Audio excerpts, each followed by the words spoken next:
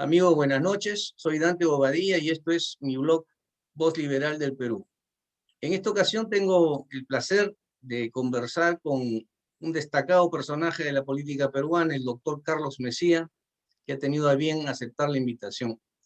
Carlos, buenas noches. ¿Cómo estás? Muchas gracias por aceptar. No, gracias Dante, más bien agradeciéndote a ti porque tú eres una de las pocas voces representativas del liberalismo en el Perú y lo defiendes con ardor y con vehemencia y con mucha convicción, que es lo que se necesita en un país donde a mucha gente se le cae muy rápido el pantalón, ¿no? Para hablar coloquialmente. Sí, bueno, la verdad es que eh, hay, habrá visto que hay varias voces del liberalismo en el Perú y Claro, diversos liberalismos incluso, ¿no? exacto, exacto. Pero es interesante ver esa variedad de liberalismo.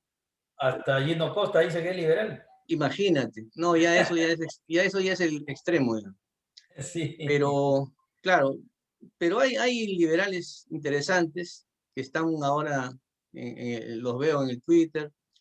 Ojalá que crezca el liberalismo, ¿no? Que claro. básicamente es una idea alrededor de la libertad del individuo y no se alinea con los sectarismos de izquierda ni de derecha, ¿no? Claro, claro, es un Esa es la punto medio. idea.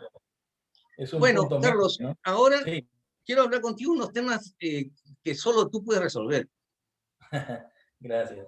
Mira, eh, parece que va a ser inminente que se va a cambiar la Constitución, porque escucho a muchos candidatos al Congreso que están con esa idea, ¿no? Es una idea muy popular, les encanta el cambio de la Constitución, así que de repente en un año comienza el trabajo de la nueva Constitución.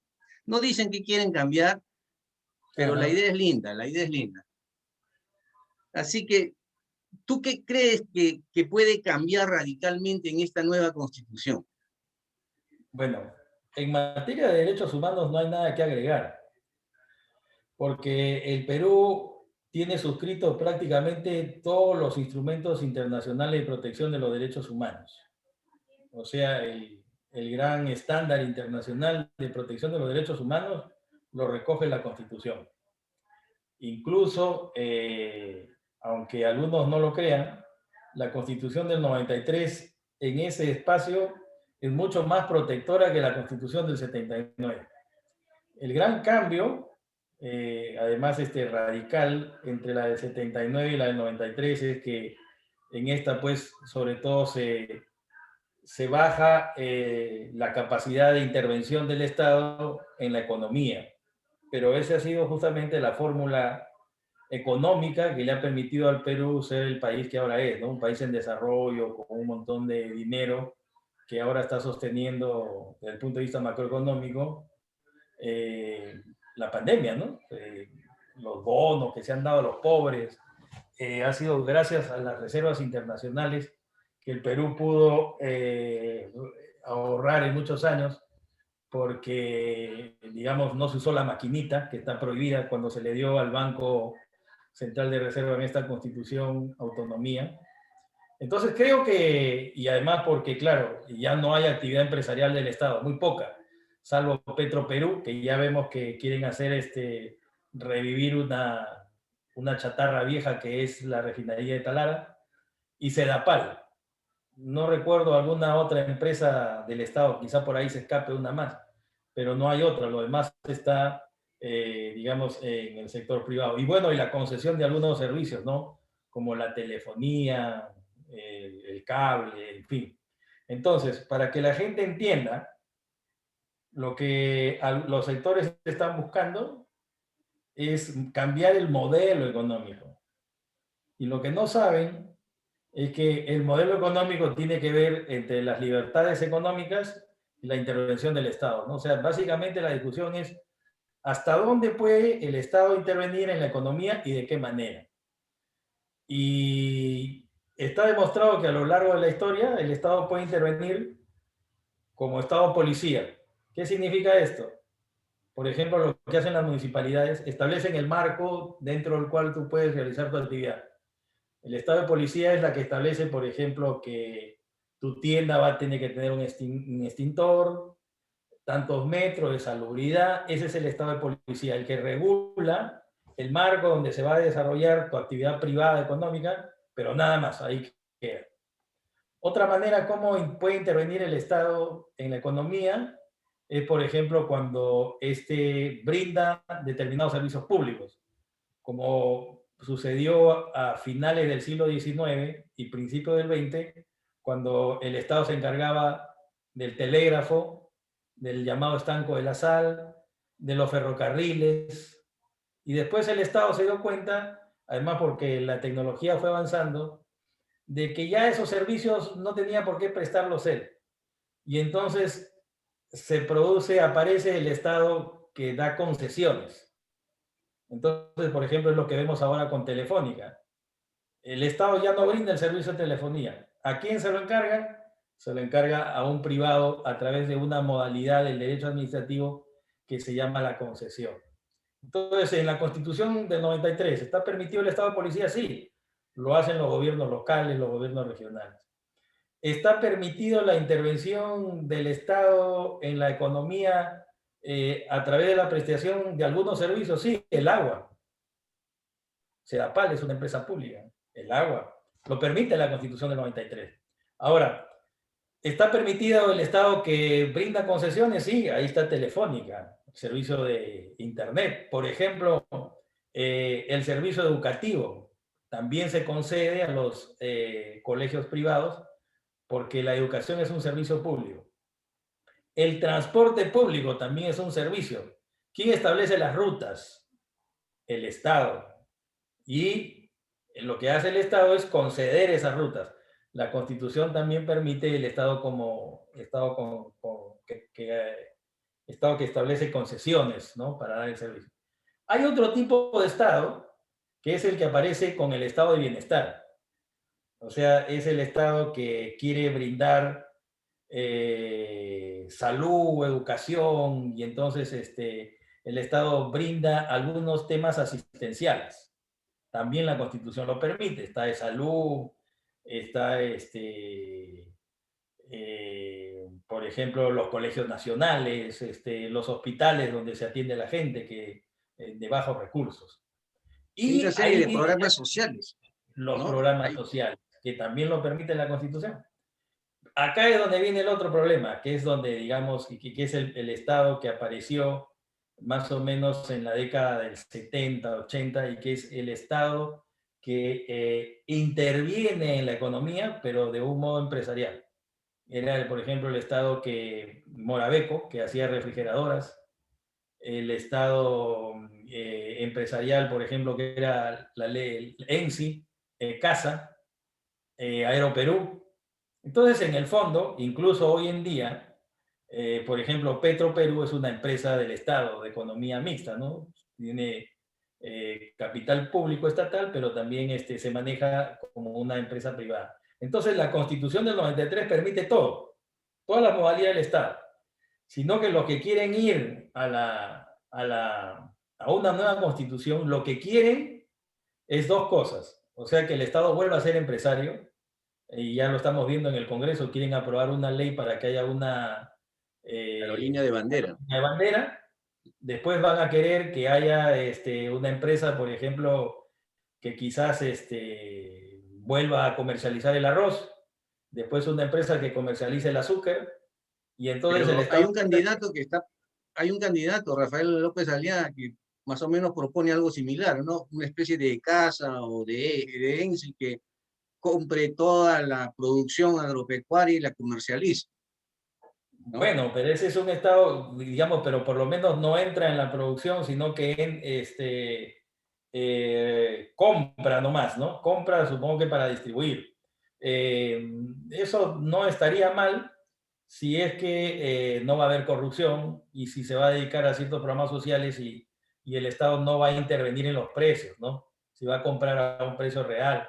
Pero también no es tan bueno cuando el Estado puede aparecer y decir, yo voy a comprar todo el azúcar, porque ya el Estado se convierte en un solo cliente. Un Y como monopolio. es, claro, un gran monstruo, puede terminar diciéndole a la empresa azucarera mira, no me vendas el azúcar a 3, sino véndemelo a 1 sol y va a terminar en pérdida. Claro. Entonces, pero en todo caso, la Constitución permite todas las formas de participación del Estado en la economía. Y en el fondo creo que el problema está en que si vamos a regresar a las empresas estatales, va a suceder que si yo no invertí mi plata en una empresa, sino que es una plata que del impuesto, de otras cosas, simplemente eso va a fracasar, como fracasó el Banco Minero, ENSI, CASA. Sí, Y claro. lo otro que es lo peligroso es que por esta vía, por ejemplo, de crear actividad empresarial del Estado, se termine expropiando algunos sectores de la economía. Entonces se puede decir, bueno, mire, ¿saben qué? A partir de ahora el Estado es el único que va a vender azúcar, el único que va a producir azúcar, y ahí se produce una desincentivación de la economía. A mí me Claro. parece que ese es el riesgo, ¿no? Sí, bueno, y ya sabemos las intenciones de la izquierda en el aspecto económico. De hecho, es darle al Estado más protagonismo en la economía, ¿no? Y ellos Sí. quieren, pues, Ahora, controlar los ahora, precios, etcétera. claro, ese Pero es el... más allá del aspecto económico, en lo político, yo veo que estamos andando mal, ¿no? Me parece que habría que examinar la historia reciente, la situación, para poner un nuevo diseño, una nueva geometría al Estado que impida pues lo que estamos viendo ahora, el desbande de leyes populistas, la irreflexión. Sería bueno pues un Senado, ¿no? Me parece a mí. Exacto, exacto, sí, Pero, pero claro, ese rediseño tiene que garantizarnos algo, ¿no? Por ejemplo, me quitaste, proteger a la sociedad del Congreso, porque sí, El Congreso se ha convertido en una amenaza pública, me ¿no? quitaste la palabra de la boca porque justamente el Congreso es populista. En primer lugar, porque ahí lo que no está funcionando bien son los partidos políticos y porque no tenemos clase política, ¿no? No hay Exacto, liderazgo. exacto. Imagínate, según las encuestas, un muchacho de 37, 38 años que no habla bien, que dice burradas, está liderando las encuestas. Entonces, ahí estamos en un problema. En segundo lugar, la población no cree en nadie, ¿no? Todos son corruptos, toda una sarta de fascinerosos. No hay partidos políticos, no hay un sistema, no hay una clase política que pueda conversar. Entre ellos se insultan, se denigran. Entonces, así no se construye el país. Pero, y por otro lado, la gente que llega al Congreso, como no hay clase política, como no hay partidos políticos, entonces llega cualquier cosa ahí. No hay un proceso de criba, de selección en un sistema político sano. Entonces, lo que puede mejorar eso es quizás la creación de un Senado que permita, por ejemplo, frenar estas leyes que hemos estado viendo que han salido del Parlamento. En sí, el Senado me parece que es importante. Y por otro lado, en un país de 33 millones de habitantes, eso son cosas que a veces la gente no entiende, no pueden ser 130 congresistas, pues. Claro, ¿No? Tienen que falta ser, desde mi punto representación. de vista, tienen que ser 240 congresistas. Esto la gente no lo entiende, Y dice, hasta no, más. más Sí, comechado, pero que la democracia cuesta, claro. ¿no? El O sea, problema, bueno, claro, justamente para no tener lo que tenemos que gastar, sí, ¿no? bueno, pero el problema es que no solamente es cuestión de cantidad, ¿no? Eh, Bueno, tenemos que mejorar la calidad de los representantes, definitivamente. Entonces, eh, la idea del Senado creo que imperiosa, pero habría que definir cómo resulta este Senado, porque yo creo que la elección directa popular no es la mejor idea. No, no sé, yo preferiría que haya un tercio de elección directa y luego alguna una representación fija, parte, ¿no? una parte del Senado podría ser, estoy pensando en voz alta sin necesidad de estar convencido completamente, podría ser pues que una parte del Senado sea elegido por sectores corporativos, ¿no? Por Claro, ejemplo, un sector el que represente al empresariado, un sector que represente a la clase trabajadora y que sean elegidos quizás a través de colegios electorales, como sucede en Estados Unidos, pero elegidos por sus propios gremios, ¿no? claro. Y, Bueno, el y, problema es que no tenemos acá representantes de clase trabajadora porque el 80-70% está en la informalidad. y el 1% de Ajá. los formales, solamente el 1% de los formales está sindicalizado. Entonces, Y ¿con quién también, conversamos? claro, y también hay un problema de representación en la labor sindical, ¿no? O sea, Claro. la CGTP y la CTP Por eso, son yo no dinosaurios. sé qué hacen en el Consejo Nacional de Trabajo, en realidad es una pérdida de tiempo. Pero bueno, la idea del Senado está. Y ahora, ¿qué más? ¿Qué más? Yo, ¿Cómo hacemos para hay, limitar ese desbande populista de los congresistas? ¿Se puede acotar más, digamos, las iniciativas legislativas? ¿Se puede pedir más firmas? ¿Que la revisen tres comisiones, Constitución y otras? ¿Alguna manera de acotar ese libertinaje que tienen ahorita los congresistas para presentar proyectos y aprobarlos? ¿Se puede? sí, sí, justamente ese es digamos, el key de la política, ¿no? Convertir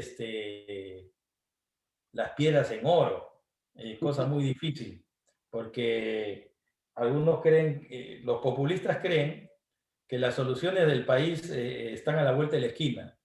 Entonces dicen, vamos a sacar toda la 500, 50 mil millones de soles para entregarle a los jubilados. Se gastan la plata en 15 días y después otra vez sigue el problema. Entonces, así no se construye país ni se construyen instituciones. Necesitamos, por ejemplo, reforma de largo alcance. Yo creo que y ahí también tenemos el problema de la clase política, es que la clase política debería tener un pacto de largo alcance, de 50 años, o sea, que todos los grupos se pongan de acuerdo y se pregunten, bueno, ¿qué cosa es lo que queremos que el Perú sea de aquí a 50, 60 años? Y ya Bien vamos a competir democráticamente, pero hay un plan general de construcción de un país de largo alcance. Y yo creo que ahí los liberales podrían jugar un papel importante, digamos, las clases políticas que piensan ideológicamente más o menos igual, decir, bueno, hagamos un pacto de que vamos de llegar cualquiera de nosotros al gobierno, vamos a construir esto, dice, que pueden ser 10 principios nomás, por ejemplo, garantía de que no va a haber actividad empresarial del Estado, de que no se van a dar este tipo de leyes, entonces un conjunto de pactos entre partidos políticos serios, pero no hay tampoco, pues, Ese es partidos el problema, políticos no serios. hay, no hay. Entonces, la pregunta es muy complicada. Yo creo que si van a hacer una nueva constitución, ahí van a tener que poner un plan de gobierno de 30 años, ¿no? Sí, Y bueno, yo pero la verdad que le pondría mayor énfasis al aspecto de la infraestructura, ¿no? Porque estamos medio siglo o más atrasados en infraestructura. Es impresionante y a por nadie le ejemplo, importa. ¿no? Mira, por ejemplo, el tren eléctrico.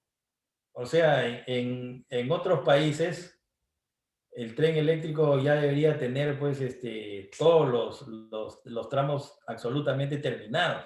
Aquí estamos en la línea 2 y desde el año 2014 se están haciendo huecos y zanjas en la carretera central para hacer el tramo 2 que supuestamente va a ir creo que desde Chosica o Chaclacayo hasta el Callao. Y ahí está estancado. No, Tiene 5 años. En ATE comienza, ojalá Claro, que se fuera hasta allá.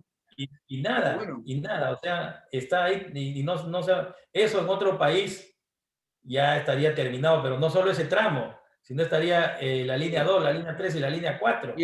mira, ni siquiera tenemos autopistas. O sea, en otros países tú puedes ir de un sitio a otro por autopista sin ningún problema. Y acá tú no puedes ir ni siquiera al centro porque te quedas parado ahí en la carretera Ahí central. tienes, por ejemplo, ahí tienes también otro problema que es el problema de la corrupción, ¿no? Porque, por ejemplo, la interoceánica es un elefante blanco porque eso lo inventó Odres con Toledo para tener plata de dónde agarrar.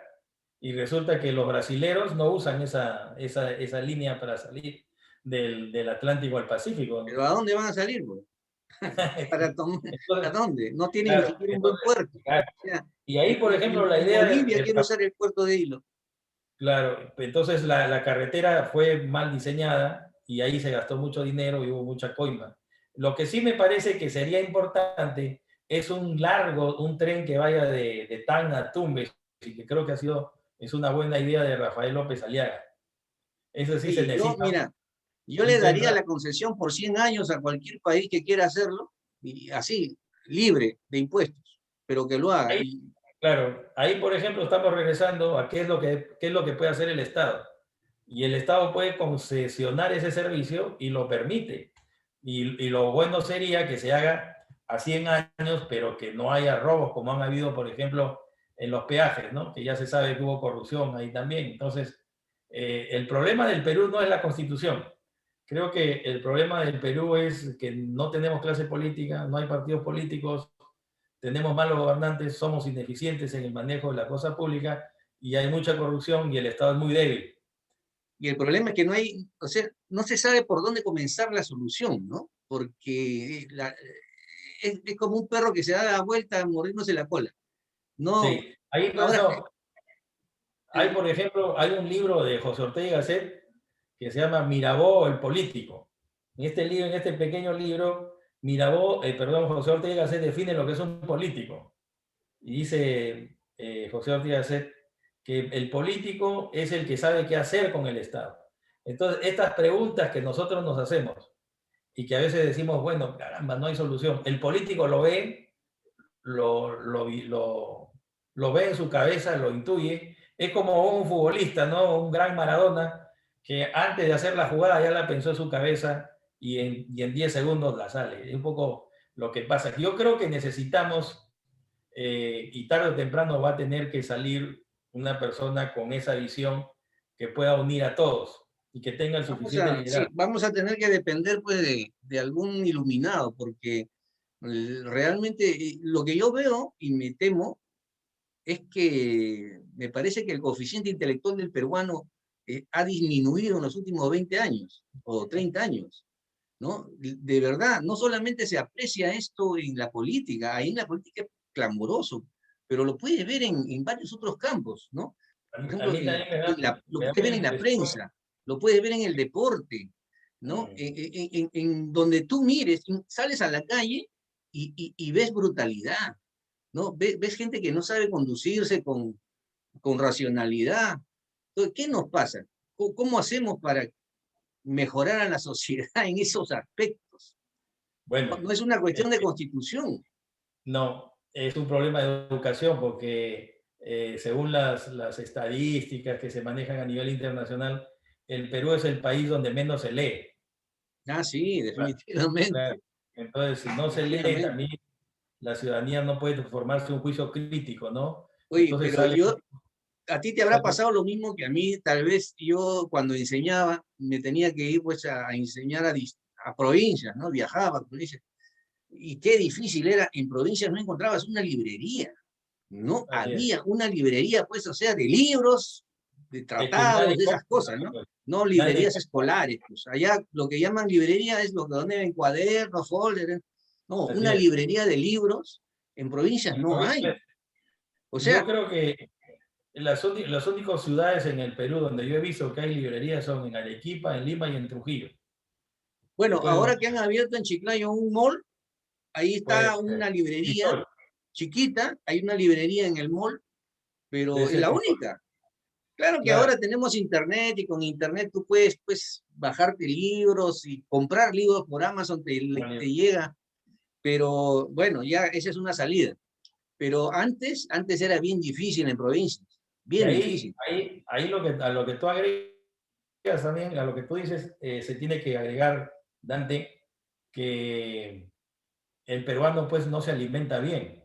Hay mucha desnutrición infantil, mucha anemia. Entonces ese niño llega al colegio con desventaja, ¿no? Porque, claro, cuando estamos en Lima vemos el colegio Markham, el colegio Newton, el colegio Roosevelt, pero ahí pues ese no es el Perú, ese no es el Perú. Entonces, Aparte de la alimentación, no sé, hay algo más, hay un entorno cultural que no alienta la educación, me parece. Mira, yo he capacitado docentes de educación superior, universitario, institutos superiores, etcétera, a nivel nacional.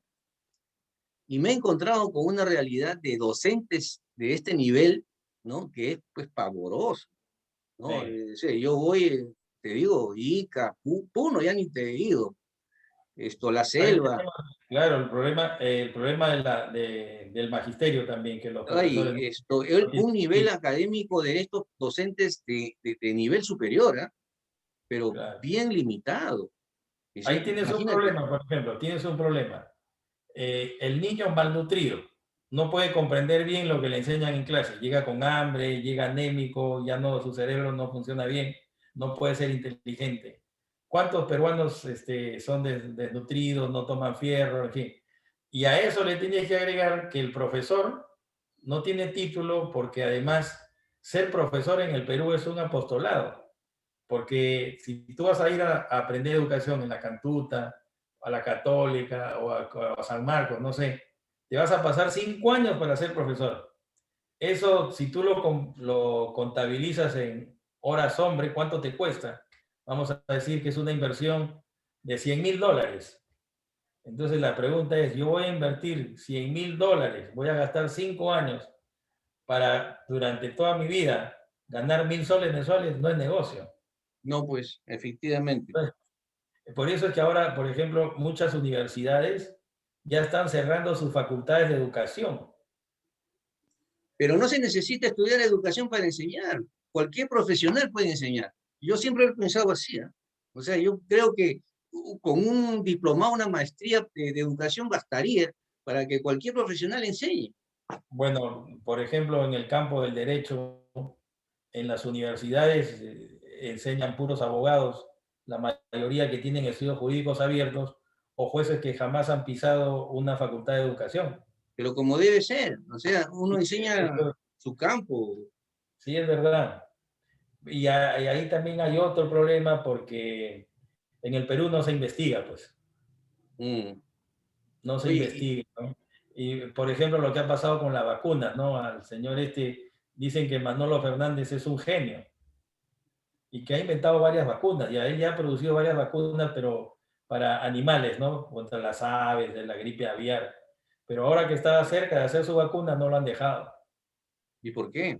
La burocracia de Porque Digemini, es que los peruanos también tenemos una baja autoestima, no creemos en nosotros. Entonces, pensar de que puede haber un peruano que esté a la altura digamos, de científicos de Inglaterra, Estados Unidos, Rusia, que han creado sus propias vacunas, no, pero en el fondo no se trata tanto de conocimiento, sino de tecnología, ¿no? Las claro, vacunas bueno, es tú básicamente tecnología. tú puedes hallar la vacuna, correcto, pero otra cosa es producirla, o sea, y Así es, producirla en las cantidades que se requieren ahorita. exacto.